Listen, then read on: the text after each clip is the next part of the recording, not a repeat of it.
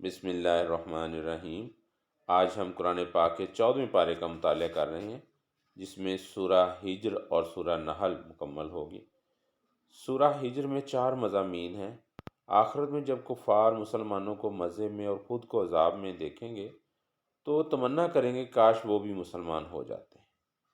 پھر اس کے بعد دوسرا مضمون ہے کہ اللہ تعالیٰ نے قیامت تک کے لیے قرآن کی حفاظت کا ذمہ لیا ہے، اور تیسرے نمبر پر انسان کی تخلیق کہ اللہ تعالیٰ نے انسان کو مٹی سے بنایا، فرشتوں کا مسجود بنایا، شیطان مردود ہوا، اس نے قیامت تک انسانوں کو گمراہ کرنے کی قسم کھا لی۔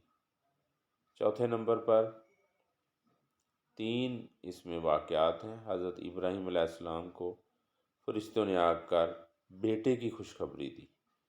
اس وقت ان کی اہلیہ بہت بوڑھی تھی، بظاہر یہ ولادت کی عمر نہ تھی، اس لیے ان کو بیٹے کی خوشخبری سن کر خوشی بھی ہوئی اور تعجب بھی ہوا۔ فرشتوں نے کہا کہ ہم آپ کو سچی خوشخبری سنا رہے ہیں، آپ مایوس نہ ہوں۔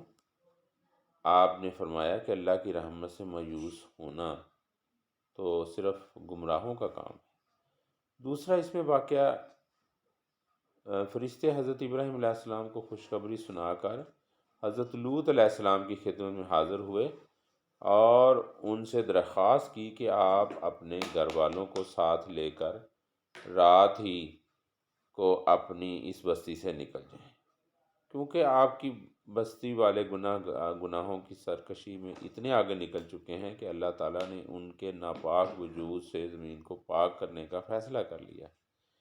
ان لوگوں کی جڑ صبح صبح ہوتے ہی کاٹ دی جائے گی۔ تیسرا اس میں واقعہ جو ہے وہ اصحاب الحجر کا ہے۔ اس سے مراد قوم سمود ہیں۔ یہ لوگ بھی ظلم اور زیادتی کی راہ پر چل نکلے اور بار بار سمجھانے کے باوجود بت پرستی کو چھوڑنے کے لیے آمادہ نہ ہوئے۔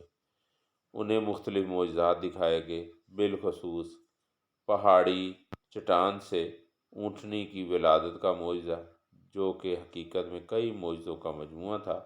اونٹنی کا چٹان سے برآمد ہونا، نکلتے ہی اس کی ولادت کا قریب ہونا اور اس کی جسامت کا غیر معمولی بڑا ہونا، اس سے بہت زیادہ دودھ کا حاصل ہونا، لیکن ان بدبختوں نے اس معجزے کی کوئی قدر نہ کی۔ بجائے اس کے کہ وہ اسے دیکھ کر ایمان قبول کر لیتے، انہوں نے اس اونٹنی کو ہلاک کر دیا۔ چنانچہ وادی ہجر والے بھی عذاب کی لپیٹ میں آ گئے۔ پھر اس کے بعد سورہ نحل میں 5 مضامین ہیں۔ توحید، اللہ تعالیٰ نے زمین کو فرش اور آسمان کو چھت بنایا، انسان کو نطفے سے پیدا کیا، چوپائے پیدا کیے جس میں مختلف منافع بھی ہیں اور وہ اپنے مالک کے لیے فخر و جمال کا باعث بھی ہوتے ہیں۔ گھوڑے، کھچر اور گدھے پیدا کیے جو بار برداری کے کام آتے ہیں، اور ان میں رونق اور زینت بھی ہے۔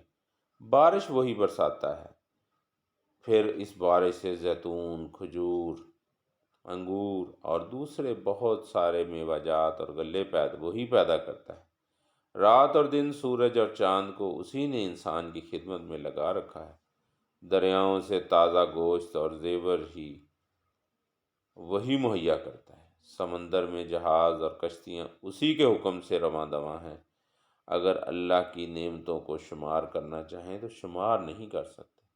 پھر رسالت میں نبی کریم صلی اللہ علیہ وآلہ وسلم کو حکم دیا گیا ہے کہ آپ لوگوں کو حکمت اور موعظہ حسنہ کے ساتھ اللہ کی طرف بلائیں اور اس کی راہ میں پیش آنے والے مصائب پر صبر کریں۔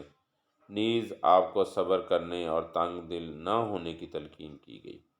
شہد کی مکھی کا نظام بڑا عجیب ہوتا ہے۔ یہ اللہ کے حکم سے پہاڑوں اور درختوں میں اپنا چھتا بناتی ہیں۔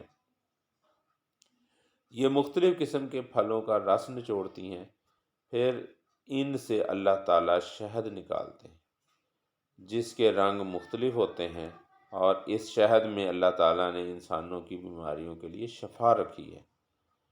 پھر جامع آیات ہیں۔ اس صورت کی آیت نمبر 90 میں 3 باتوں کا حکم دیا گیا اور 3 باتوں سے منع کیا گیا ہے۔ مثلا عبادات اور معاملات میں عدل، ہر ایک کے ساتھ اچھا سلوک اور قرابت داروں کے ساتھ تعاون کرنے کا حکم دیا گیا اور واضح برائی، منع کردہ کاموں اور ظلم کرنے سے روکا گیا ہے۔ حضرت ابراہیم علیہ السلام کی تعریف کچھ اس معنوں میں کی گئی ہے کہ حضرت ابراہیم علیہ السلام زندگی بھر توحید خالص پر جمے رہے۔ حضور اکرم صلی اللہ علیہ وآلہ وسلم کو ان کی ملت کے اتباع کا حکم دیا گیا ہے۔ اللہ تعالیٰ سے دعا ہے کہ اللہ تعالیٰ ہمیں قرآن